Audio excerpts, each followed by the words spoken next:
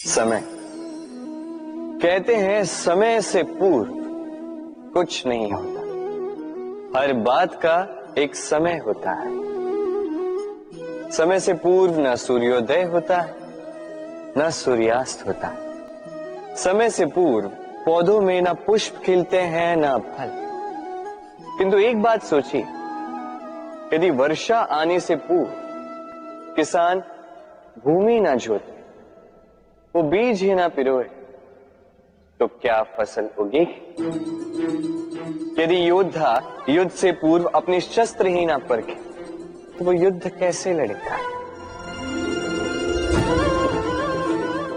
इसका अर्थ ये है, समय आपका जब आना है तब अवश्य आएगा, किंतु तब तक ये महत्वपूर्ण है कि आप स्वयं को उसके लिए सज्ज रखें, क्योंकि ये अवसर, ये शब्द बोलने में जितना छोटा है, ये आता भी उतने छोटे समय के लिए है और फिर निकल जाता है।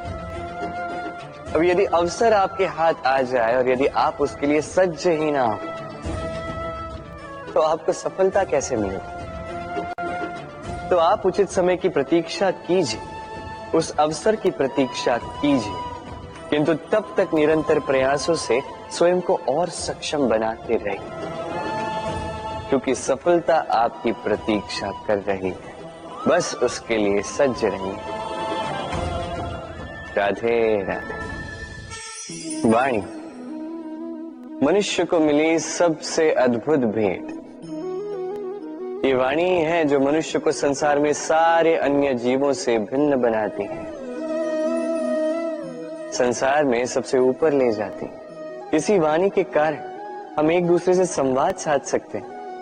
मैं अपनी मन की भावनाएं किसी से व्यक्त कर सकता हूं, कोई और उसके मन की भावनाएं मुझसे व्यक्त कर सकता है। ये वाणी ही हमारी सबसे बड़ी ढाल भी है। अब देखिए ना, आपने देखा होगा किसी की वाणी मीठी होती है तो लोग उससे प्रेम करते हैं, उसे अपना मित्र बनाते हैं। वहीं किसी की वाणी यदि कड़वी होगी तो लोग उससे घृणा करते हैं, उसे अपना शत्रु मान लेते हैं। ये वाणी ही है जो भाषा बनकर हमारा इतिहास लिखती है। किंतु क्या हम सच में वाणी के विषय में इतना सोचते हैं जितना हमें सोचना चाहिए? सोचिए, मनुष्य को बोलना सीखने में कितना समय लगता है? कुछ बालक 1.5 वर्ष की आयु में सीख जाते हैं, कुछ 2 वर्ष, कुछ 3। अब मनुष्य 1.5 वर्ष की आयु में बोलना सीख तो जाता है, पर क्या बोलना है ये जीवन भर सीख नहीं पाता।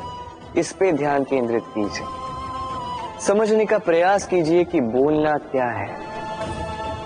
अपनी वाणी शुभ रखिए, अपनी वाणी मीठी रखिए, और इसी मिठास के साथ मेरे साथ आकर कहिए, राधे राधे।